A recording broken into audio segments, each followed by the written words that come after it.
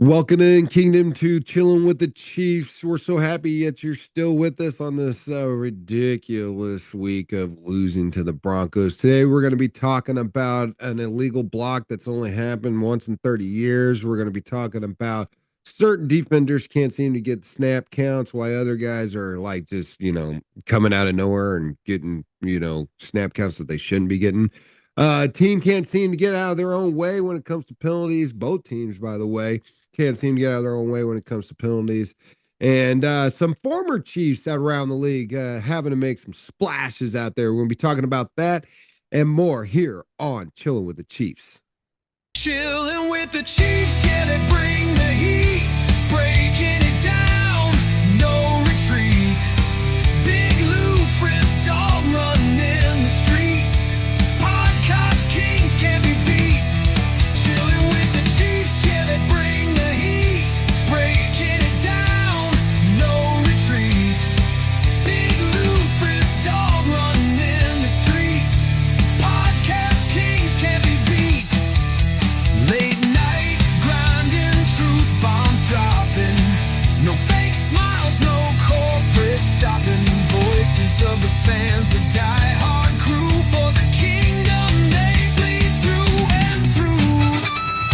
Chilling with the Chiefs, yeah, they bring the heat, breaking it down, no retreat.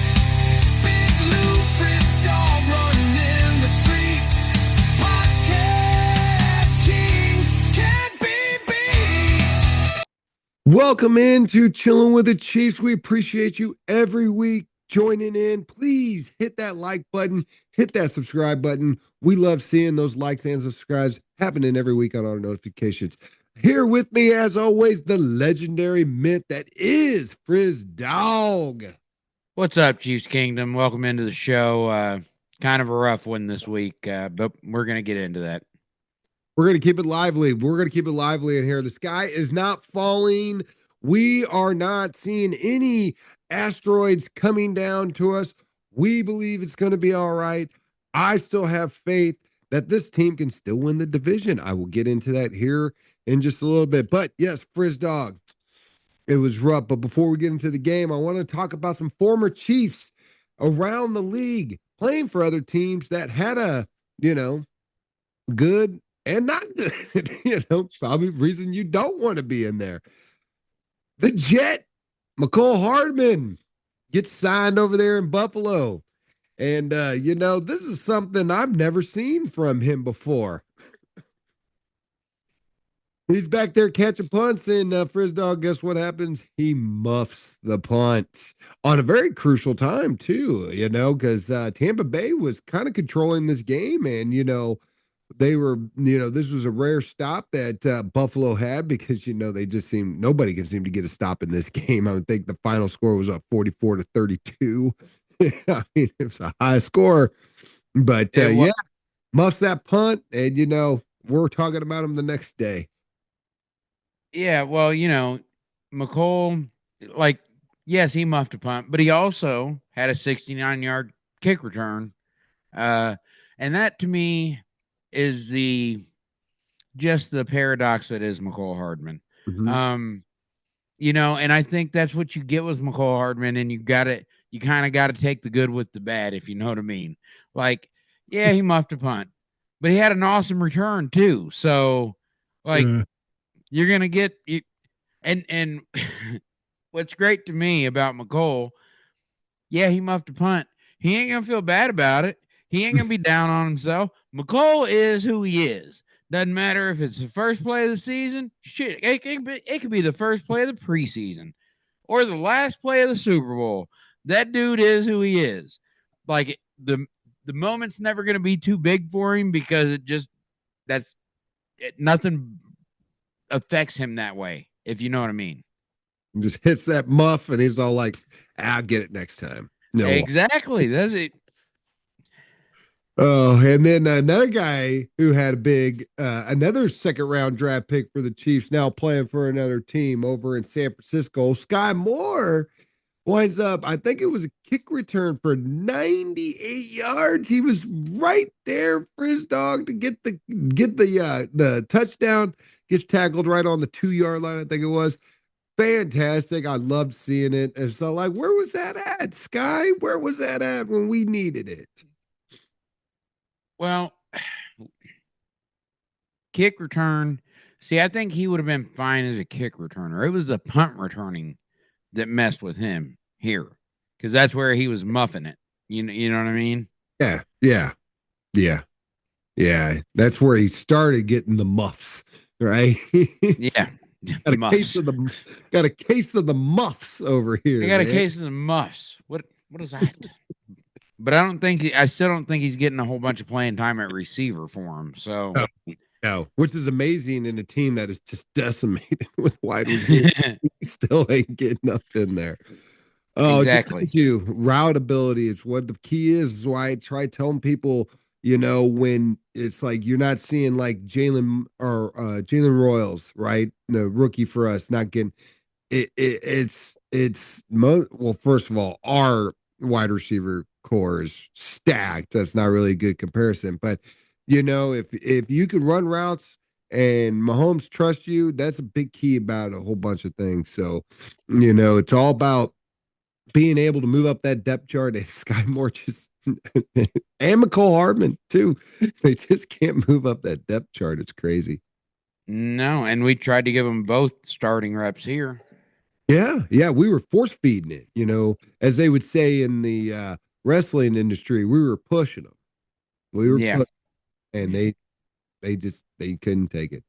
And then one last former Chiefs, the old former Chief here, still hanging around in the league. That's my man, Cairo Santos, the kicker for the Chicago Bears, kicking his team into first place in that division. First dog, who would have thunk it?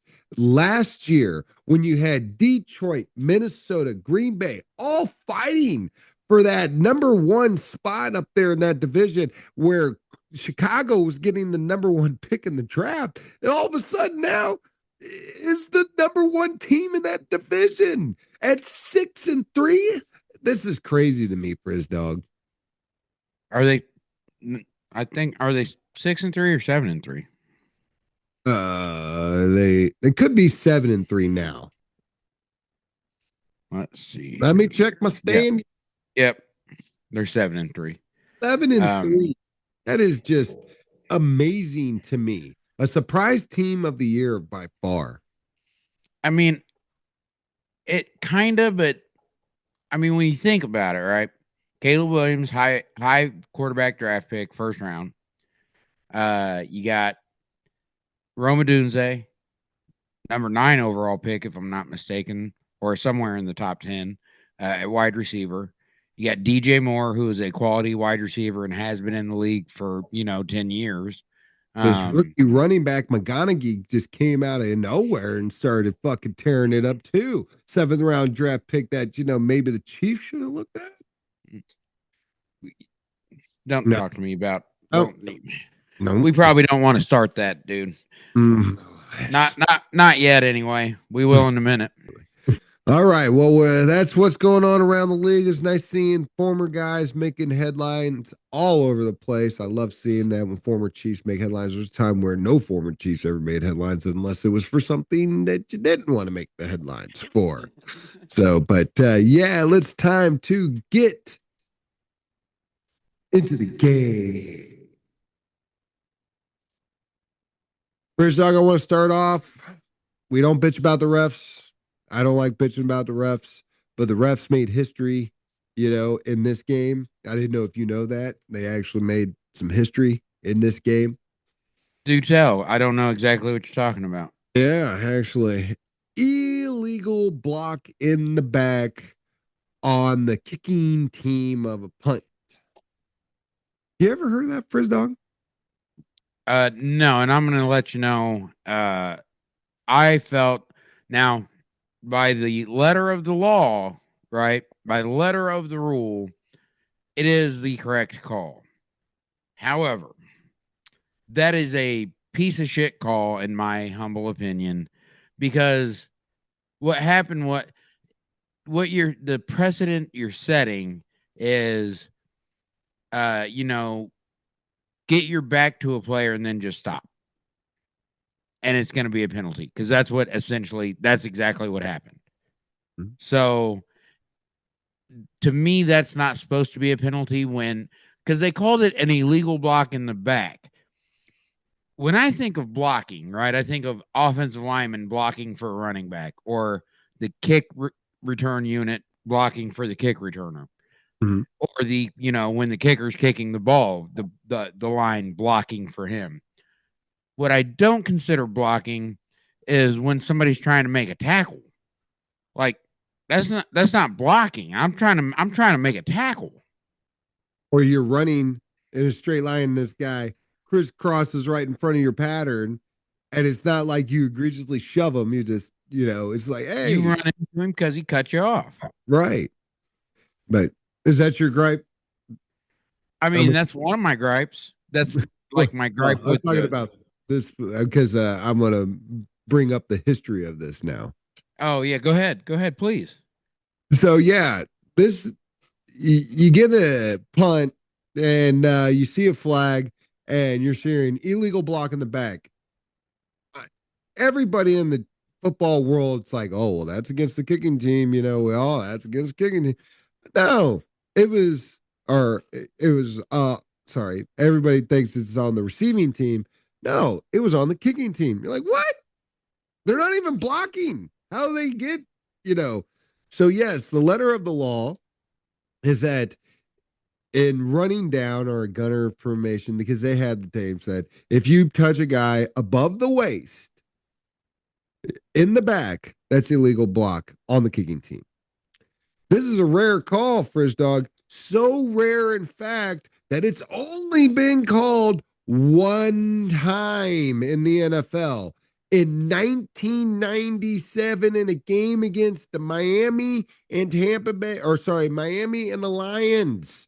And the call happened so far ago on the statisticians that I can't even find out who made the damn penalty. Was it Miami or was it Detroit? They don't even have it there.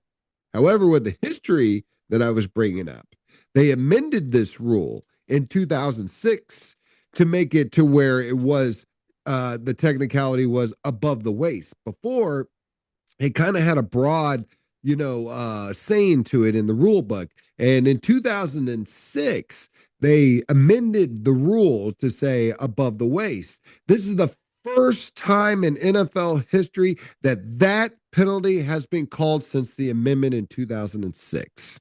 Congratulations to I don't know who the crew was that called 21 penalties for this total on this game, but congratulations to you guys. You called a penalty that has not been called since its amendment in the rule book since 2006. It's fucking ridiculous. Yeah, and the reason they would clarify it as above the waist because if you go below the waist and block them in the back of the legs, that's clipping. So that there's already a rule for that. Yeah, it just is like since it's been amended, it has never been called. It's never been called. And it was first time it had been called since its amendment in the history of the NFL. So I guess that NFL referee crew just wanted to make a history, and they sure did that day. And do you think, just your opinion? I know we don't watch every game and see every play or whatever, but do you think that's the only time that interaction has happened between two players? Absolutely not. Especially the way you talked about how you guys running crosses in front of him is just kind of like an incidental thing. And yes, he does kind of push him out there, and he's kind of letting him know, dude, you're in front of me. You just ran in front of me. And the ref should have had the judgment call to say that incidental. Well, and to me, the way he did it, the way that the Denver guy did it is because if he would have turned around and faced him, I think it might have been a blind side block because he was coming in from the side. Yeah. So, but if you're coming in from the back, then somehow you can just stop and the guy runs into you and it's a penalty. That's nonsense. And in fact, you see the receiving team so many times do that. They're running down and they literally will go like this, you know, and they're putting their arms out to kind of show that, I'm not blocking him, and he runs into the back of him. Isn't that illegal block in the back? Yeah. I I really I hate that rule.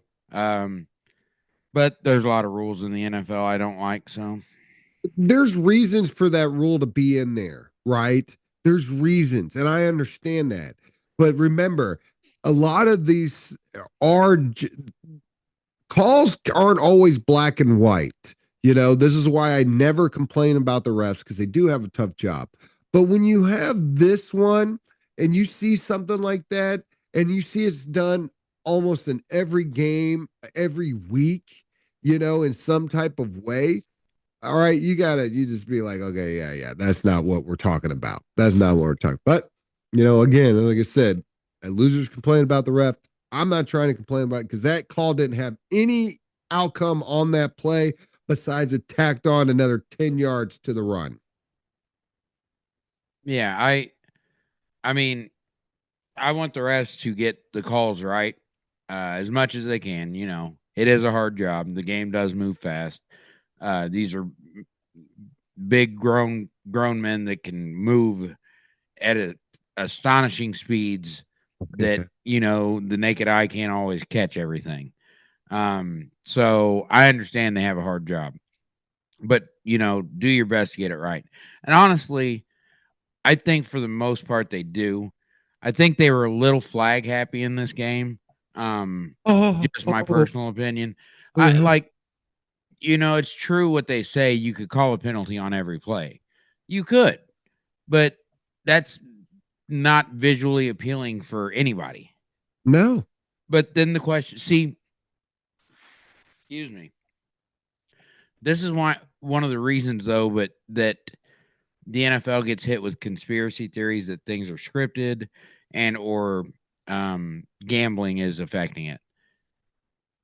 If you don't throw all the flags all the time and you just throw them here and there, are you doing it to benefit, one team over the other, or and that's just people's way of thinking. Well, listen, I've played this game. You play this game. I will never be convinced that it's scripted in any way. I just, I would never, I can't. It's just, it's like being a conspiracy theory. There's Well, no way. see, now I think it's less about being scripted. This is my opinion. Now I think it's less about being scripted and more about the gambling aspect of it. But see, that's the thing I don't also understand. And so, like, this is a $1 trillion company. I don't see what gambling has to do with it. Which one? Let me ask you a serious question. Do you think more money is bet on like gambling on sports?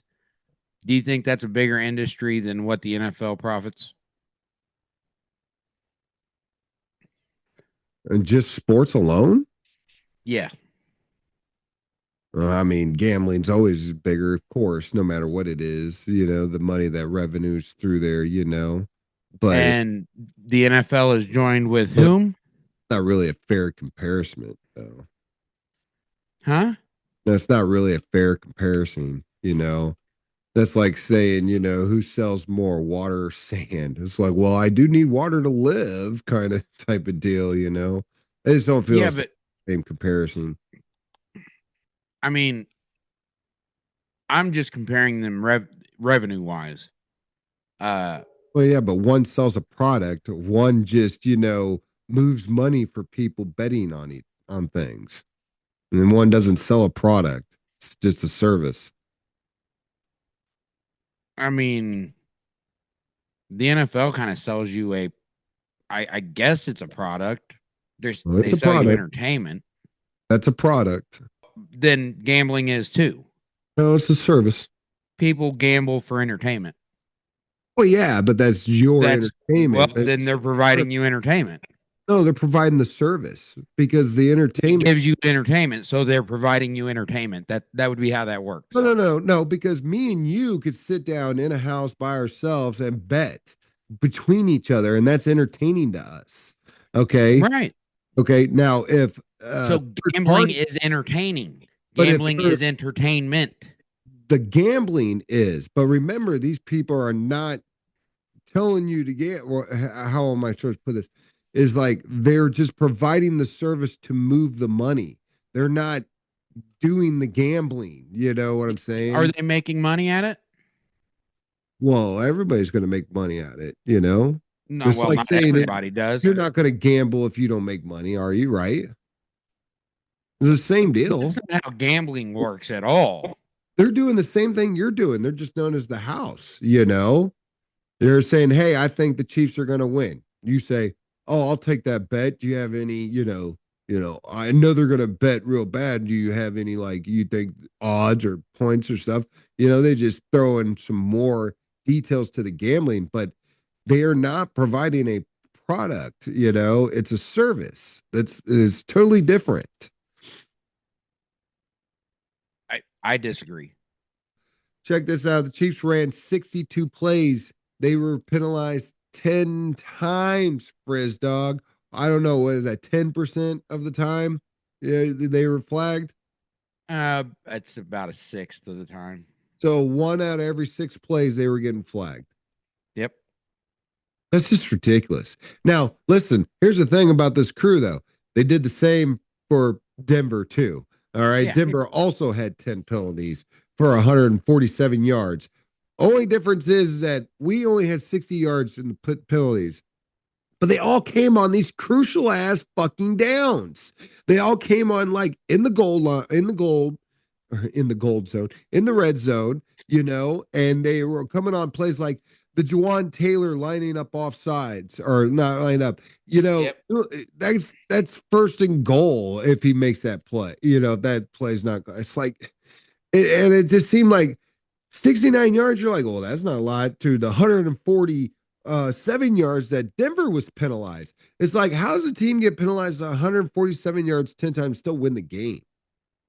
Well, because one of those penalties was 40 yards Okay, so they're still penalized 101 or 106 yards, if on you take 9 penalties. on 9 penalties. That's still a Right. That's lot. roughly 10 yards of penalty That's still a or lot. 11 yards of penalty.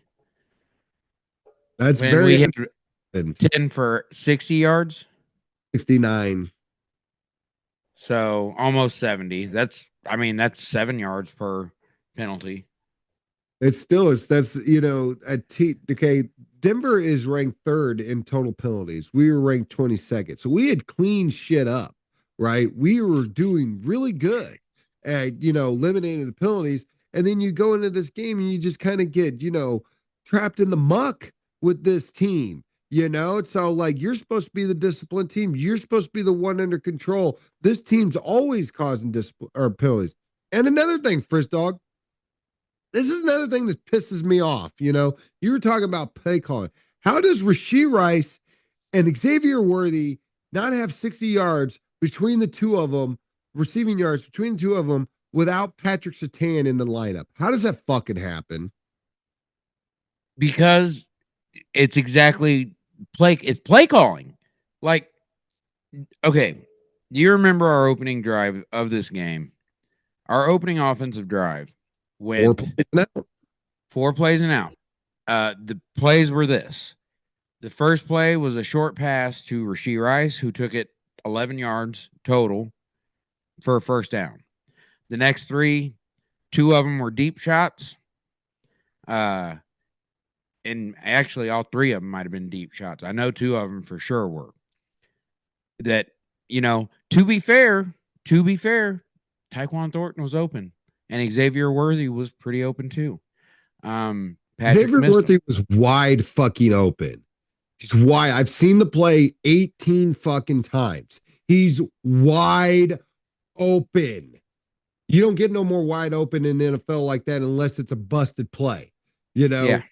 It's wide open, and Mahomes overthrows him. Yeah. What I would prefer our offense do, I understand they want to hit the deep shot all the time, but clearly we're not. We're okay at it. We'll get it sometimes, but I think we miss it more than we hit it. So, stop going for so many deep shots. And the other thing that I would stress is that I would say the best aspect of our wide receiver room, and I include Travis Kelce and Noah Gray in that, where they excel the most in terms of short, intermediate, or deep is intermediate. Anywhere from like 7 to 12 yards in the air. Let's play in that zone and give Rashee Rice a chance to catch a 6 yard slant and take it up. You know what I mean? Give like we do with Trav. I just think, and then on the last on the last possession of the game for the Chiefs, this is my issue with the play calling. This is my biggest issue with the play calling, and that's this particular instance. You have 4 minutes left in the game. You need a field goal is all you need to win it. So you want to run some clock, right? You want to run some clock, and you want to get down in field goal range, and you don't want to give the ball back to Denver. So you would think you would come out and try to run the ball at least once, right? On first or second down. We passed the ball 3 times in a row and punted. And that was the game because we never got the ball back. Yeah. I mean, yeah. And listen, you only run the ball 13 times too on 62 plays. That's 59 pass attempts.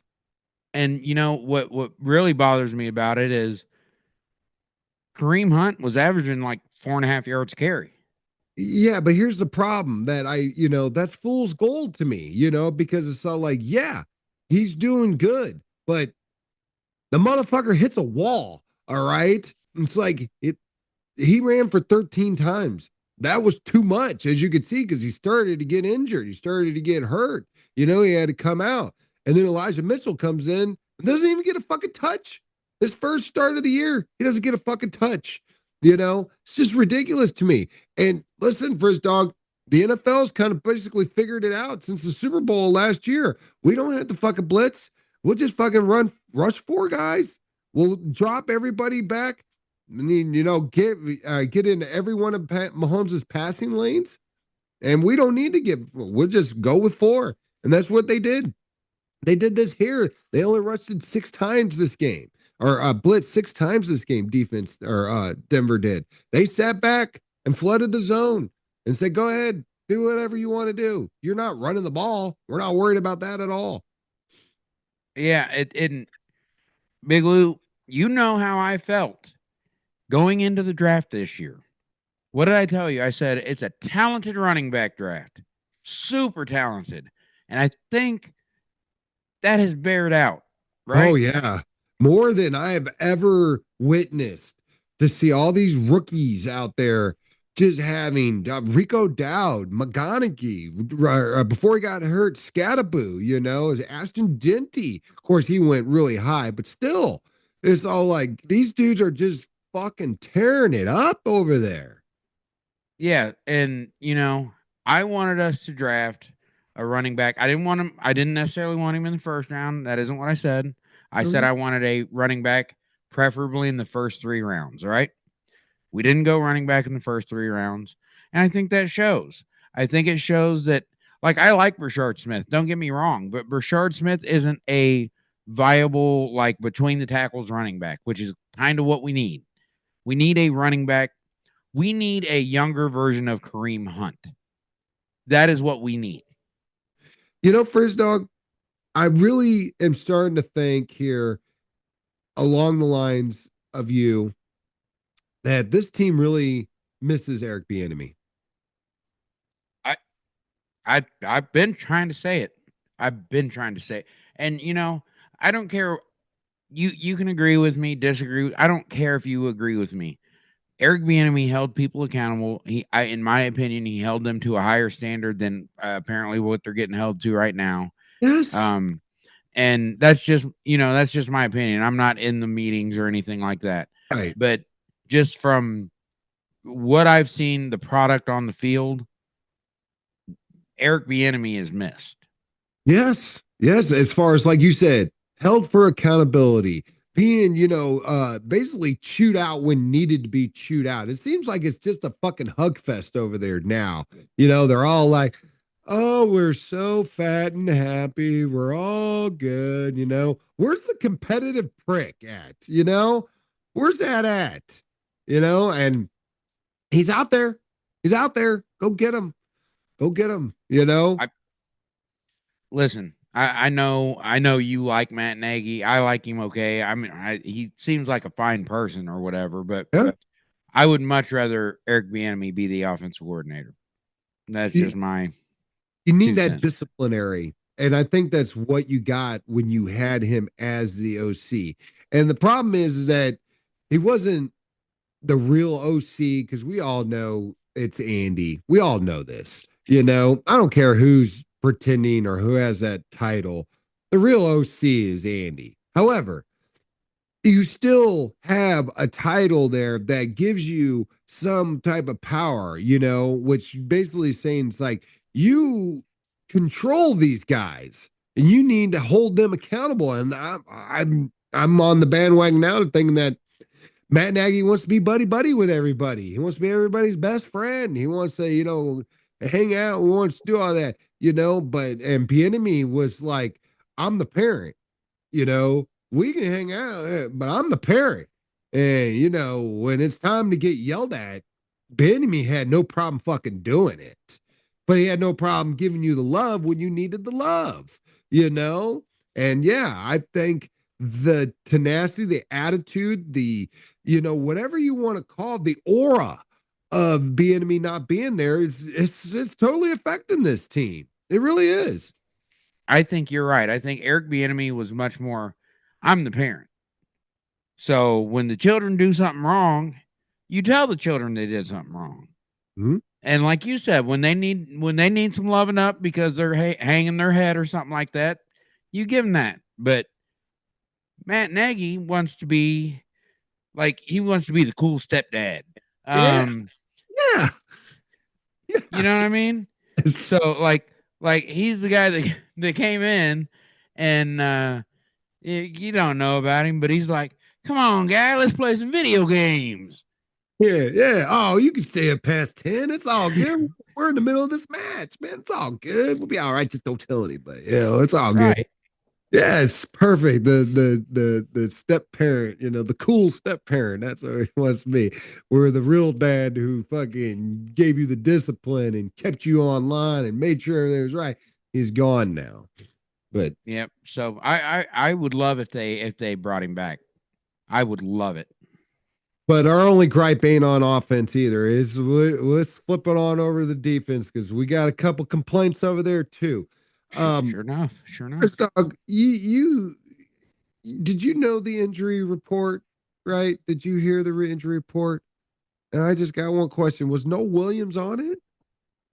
Not that I know of. Okay, yeah, I didn't know. So, well, how come he had zero defensive snaps? I would imagine. Um, and I don't agree with it in terms of him not getting playing time at all. I would imagine though part of that had to do with Christian Fulton finally getting to suit up this year. Um, Oh, the guy who got 9 snaps. Chris Roland Wallace was playing. I know he was Yeah, playing quite a bit. that's what I was getting at. It's like Roland Wallace came in, he played 32 snaps, 55% of the snaps, or 33 snaps. He played like 55% of the snaps, which is great. I like Roland Wallace, but I'm sorry, Bill Williams is better. See, there's got to be something because there was the game after he kind of announced his presence where he didn't get any playing time. You remember that? Yeah, yeah. And now he didn't get any playing time. It's either got to be but he'd have to be on the injury report if it was an injury. See, so He had 22 snaps played on special teams, one I'm tackle. I'm just curious if Like, is he being punished for something? I don't know. I don't know how a guy goes in and he plays like 40% of the snaps one game, does really good, got the coverage, and he's announcing his presence, like you said. And then all of a sudden, in a really important game, he's not in not one defensive snap, not one.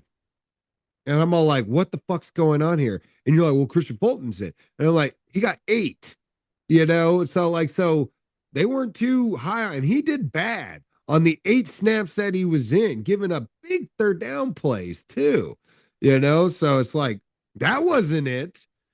I don't understand. And then we're going to go back to we blitz, corner blitz on the very first play of the game. I think it was get the sack or the first third down or something like that. I can't remember. And it's like, oh, okay, yeah. Spags he's getting the blitz scheme going up. He's going to keep Bo Nix off his game all day. That's it. We done with that. And the rest of the blitz were just all picked up perfectly easily and everything. And it's all like, Spags has lost it. So like, what happened to the guy who could design all these confusing looks and then all of a sudden, sends a cornerback and it's done, it's like, and we can't get no pressure with the 4 guys that we have up front either. What the hell is going on here? Yeah, and then it's all like you had the normal guys as usual: Shamari Connor, Brian Cooks, Nick Bolton, and Trent McDuffie. 100%. I have no problem with that. I do have a little problem with Shamari Connor I playing was gonna say, well, not Shamar Connor. Okay. Yeah, exactly. And Jaden Hicks, not basically he got 10 snaps. 10 snaps again. I just again, how do I tell a guy who's won 5 Super Bowls as a defensive coordinator, you're fucking up? I like this. Hey, Steve, you're fucking up. You're fucking Um, you're fucking I, up, dude. you know what was really grinding my gears during this game on defense was the corner blitz that you're talking about that we ran roughly a shitload of times. Um, we had to have run it 5 or 6 times. It worked one time, One time. and they kept running it after. Like and what bothered me the most about it, every time we blitzed, and it was Trent McDuffie every time, which I'm not mad about him blitzing. Don't get me wrong, but he's the one blitzing, so a safety has to rotate over to his receiver. Well, the safety wasn't ever making it over. Right. Yeah. You know who might have if you had him in instead of Christian Rowan Wallace? Jaden Hicks. Hmm. Exactly. And Hicks is a thumper too. You know, he's a big time thumper. Yeah. I think me and you are both in agreement. We'd like to see that kid getting a lot more playing time. Well, Frizz Dog, you know what it's time for. Big Lou's turning point of the game. Yeah, that's right. It's turning point of the game. You're all like, Big Lou, how are you going to come up with one? Well, I have one, and it really sucks because the one I have ain't the one you're going to want, you know. But to me, the main turning point of the game was that last drive that the Broncos had, and the Chiefs, they had a chance. They had a chance. 3rd and 15. 3rd and 15. And just like me and Fritz Dog was talking about, you got them down 3rd and 15 on their side. All you got to do is stop them right here, and you get the ball back. It's 19-19. Mahomes, you never know. Gets down there, could have caught the field goal. We don't know. But 3rd and 15, and what do?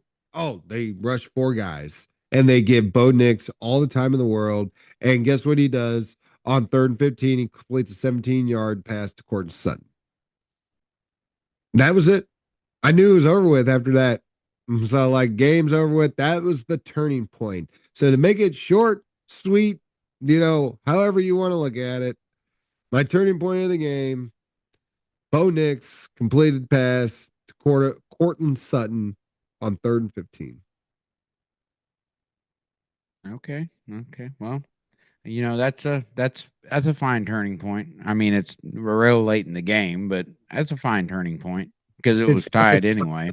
it's like I said, it's tied up right now. It's going I back and think forth. the only other like turning point I would even think of would be when Patrick threw the interception because we were in the red zone. Again, Um, he only got 3 points off of that, you know. And Tyquan Thornton makes a hell of a play on that too to strip that ball out, and even tries to knock it back to get it there. And Patrick Mahomes is right there too, and it's like that. That's another thing I did love about Patrick not giving up on that play either, because he gets rocked and he gets back up and fucking hauls ass down there. I'd love that about it. I just love him. I love him. yeah, uh, we should note also that Kingsley was had to go out with the concussion protocol. Yeah, I saw that. And then Caliendo came in and did 20 snaps. Now, Caliendo still looked good, but that's how I like Caliendo to come in. You know what I'm saying? But it's like that last drive, like I said, 10 plays, 57 yards, 2 minutes and 59 seconds. They take 3 minutes off and win the game. Yeah, because that's what the drive we were supposed to do. That like, and that was my point with the play calling. That's the drive that we were supposed to do, but instead we just pass, punt. And I Yeah. thought that was just a poorly executed play plan there, if you will. My player of the game is one Mr. Travis Kelsey. Now the reason Travis Kelsey is my player of the game because when you have a loss, you gotta look for the player of the game, maybe that did something very very meaningful, and he did do something very very meaningful in this game. He caught a touchdown, and that touchdown put him in sole possession of the record for the most touchdowns in Chiefs history. So my hat's off to you, Travis. You've been great since you got here. You had 10 receptions for 91 yards and a touchdown. You had a good game. Just wasn't quite enough. But hey, again, my hat's off to you for setting the Chiefs all-time record for touchdowns. You will always and forever be a Chief, and your name's in the record book, and it proves it. So Let's move on, Frizz Dog, to predictions. A really good week for both of us this week, Frizz Dog. We got such one game, we would both been perfect. yeah, and the sad reality is it was our team that let us down for that one game. But listen, we both went 3-1. We are still tied for the season at 30-18. With that being said, we only got one division game besides ours. I'll kick it off. It's Cleveland going to the Las Vegas Raiders. And this is me just making my Nostradamus guess, everybody. Shador is going to get the start. And I mean, if you're going to have to start it, your first start in the NFL, who better to do it against than the Las Vegas Raiders because they suck. So listen, Cleveland's got a good defense. Myles Garrett is a monster. I don't know if you saw he registered. Well, I don't know how many sacks this past week, but he became the first player in NFL history to have 12 or more sacks in their first 6 seasons. That's ridiculous. He's so good. And it's ridiculous he already has 12 sacks also. But yeah, I'm going to take Cleveland. I'm taking Cleveland. I'll take the Brownies. Give me Cleveland by a score of, let's say 20. Let's do a weird number. Just 26. And Las Vegas, they're weird. So we'll say 12 for them. And I'm with you too. I'm going with Cleveland on this one. And I like it like it's 27-12. I like your 12 over there. Anyways, yeah, I got a great game here that, at first when you were looking at it, you're probably all like, yeah, that's this team all the way. But Not so much anymore. So I'm going to give you the Pittsburgh Steelers at the Chicago Bears. Well, well, well. Well, when I'm looking at this game, you know, Pittsburgh Steelers, uh, Aaron Rodgers got hurt this past week. He fractured his non-throwing wrist. Um, he wants to start this week. I don't know if they'll let him start, but he wants to. Um, Chicago though, kind of been a surprise team, like we've talked about. But when they've played good teams, they've usually lost. So, but is Pittsburgh a good team? That's the question. I'm going to take Chicago. Ooh, I like what they got going on over there in Chicago. So I'm going to take Chicago. I'm going to take Chicago by a score of let's say 27-20. nice, nice. All right. Well, I'm going through these games here and I'm looking and looking, and there's not a whole bunch of great ones. But see one that I think is really good and I think is going to be hard to predict. And that's going to be the Tampa Bay Buccaneers going to the LA Rams.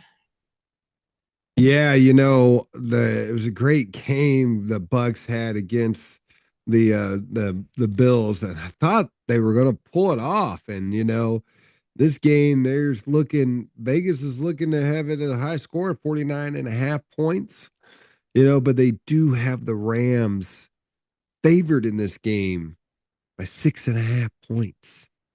Vegas really likes the Rams. And listen, I like the Rams too. I still think Tampa Bay's winning that division because division's trash, but I like the Rams in this. I think the Rams sitting there at 9-2, looking pretty good at probably getting that number one seed in that division or in that conference. So yeah, give me the Rams on this one.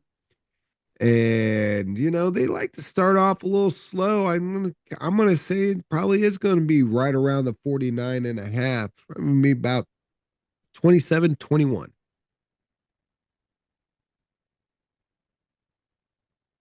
All right, what's the second game on deck, friend?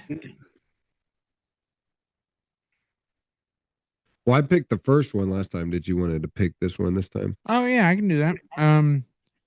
All right. So, there's not a lot of other really good games to me. Like, I think most of the rest of the games are kind of what you know. So, I'm going to give you the one that I don't know anything about because I don't think anybody does, and that's the Falcons at the Saints. Wow. You had to give me a fucking turd. You give me a good game and then you give me a turd. This is a division game. So remember that. So, it always becomes weird when it's division games, but let's get it right. And these two turds, Atlanta's the better top turd. New Orleans is just fucking straight trash this year.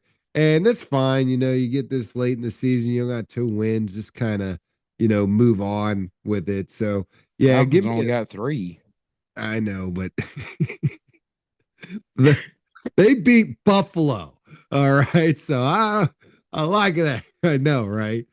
Crazy. So yeah, give me Atlanta in this game. And it's probably gonna be a shootout. I think Bijan Robinson is gonna just go fucking crazy on this one. Drake London may have a fucking big day too as well. So yeah, give me Atlanta. I'm gonna go 38-10. Now, you do know Michael Penix isn't playing. Doesn't matter. That'll be Thuggins. Yeah, I love Thuggins. You give me old Thuggins. Oh, Cousins. Thuggin Cousins. All right. Thuggin Cousins. All right. Listen, I'm kind of in the same boat with you as far as like it's not really a, you know, game, but since you like to give me division games, I'm gonna give you a division game. That's gonna be the Eagles at the Cowboys. We got the rematch from the season opener here, the old Spitgate. Oh, we're going to see what's going on here. Philadelphia at the Cowboys. All right. Yeah, so I mean, it's a division game. So there division games can always be weird. They usually are. Um, but the better team, like the better overall team is the Eagles, right? I think you'd But, agree with that. but Ah, I Quentin Williams did make a big difference for the Cowboys. He had a pretty damn good game this past week.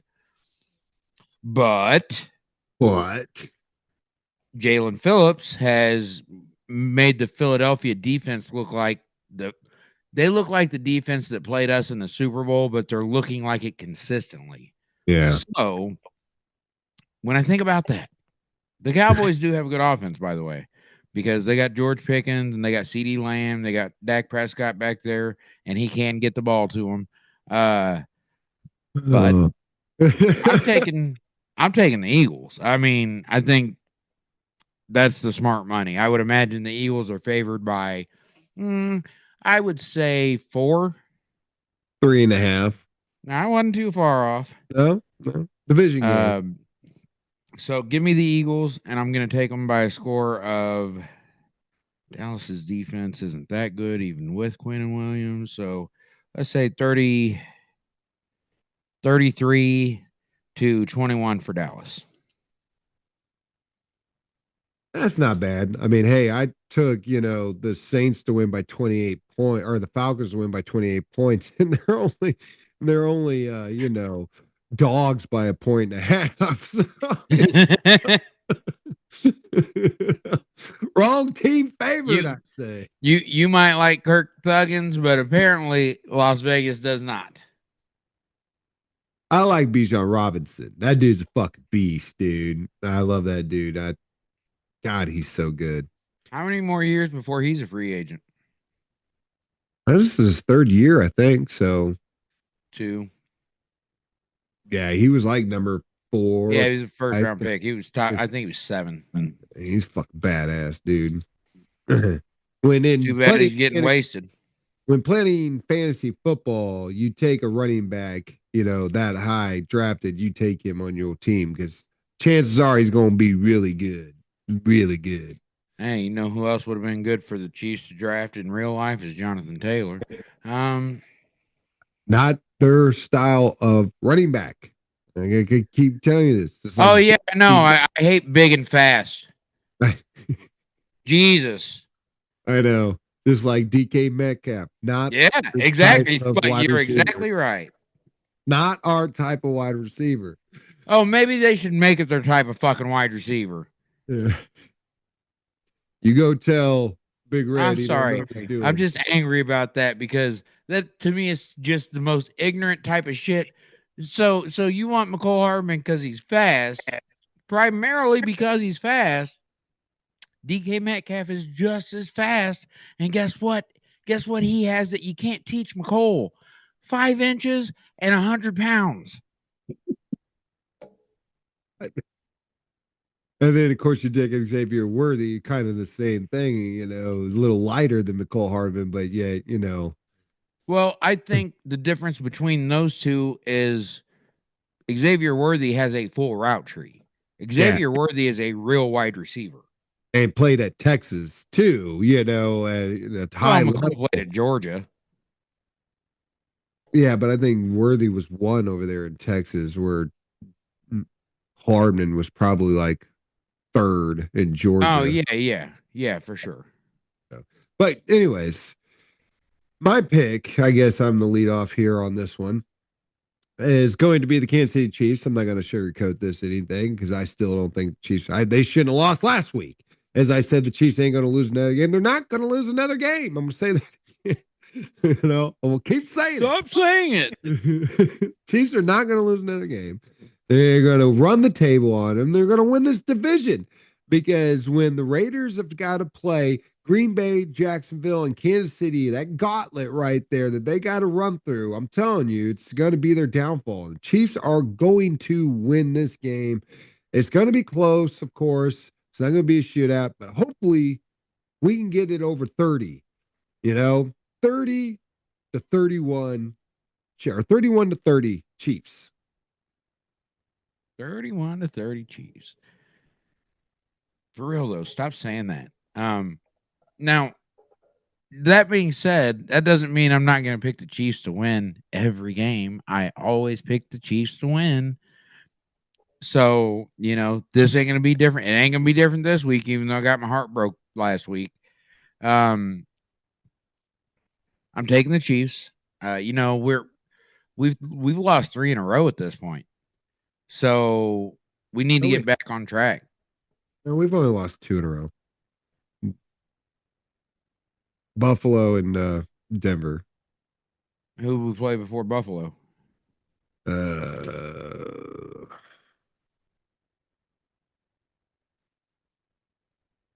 We lost 2, won 1, lost 1, won 3, lost 2.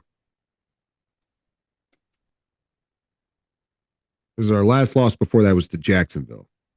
Or before Buffalo, it was Jacksonville. Oh, okay. Yeah. Okay, well, we've lost 2 in a row. Still bad enough, especially when it comes against Buffalo. Just to let you know that Patrick Mahomes has never lost 3 games in a row in the regular season. Okay. Well, I don't think it'd be impossible to lose 3 in a row in the postseason, but well, they did that bullshit where we lost the Super Bowl, right? And then we lost the first 2 games of this year, which made it the first time that Mahomes has ever lost 3 games in a row. That's that's where I was getting at with that. Well, so I do like Jonathan Taylor. He's going to be hard for our defense to. Although our defense does a good job most of the time against running backs, even good running backs. Let's see Derrick Henry, see Saquon Barkley in the Super Bowl. He only had like 60 yards. I'm taking the Chiefs because I don't think Danny Dimes can beat us, and I think that's what if Spags is who I think he is. I think that's what he'll do is he'll make Danny Dimes beat us. He won't let Jonathan Taylor beat us. And I'm taking Kansas City by a score of 35 to Indy. You're only going to score about 20 on us.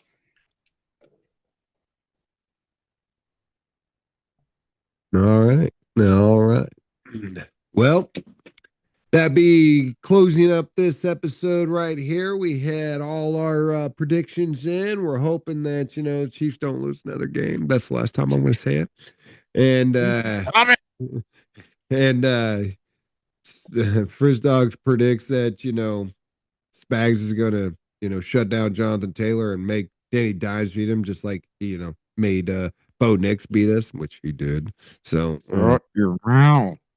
Anyway, it's just showing all the flaws in his logic over here. So I'm just saying. I mean, you picked him to win the game too, asshole. So please, as I always say, hit that like button, get your pimp hand out, slap that like button. Please subscribe, hit that notification, make a comment, help us out with our algorithm.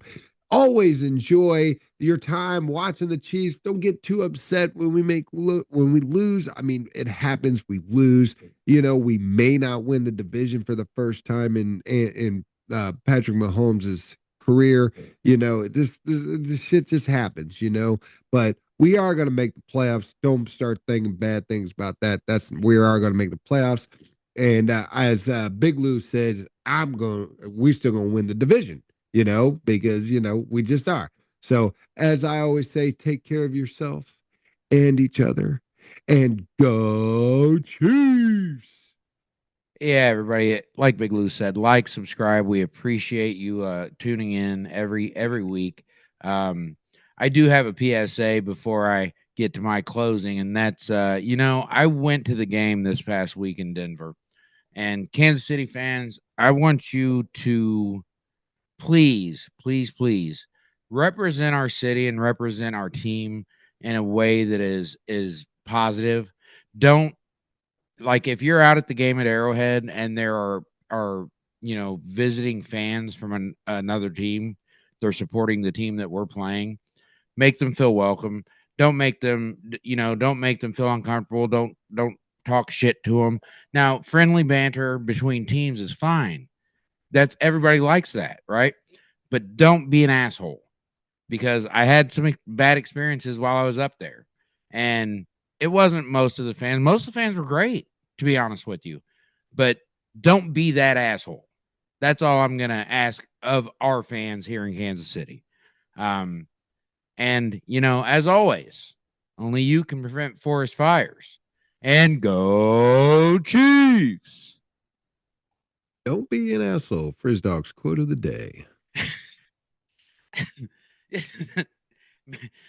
Make it short of me. Just don't be an asshole.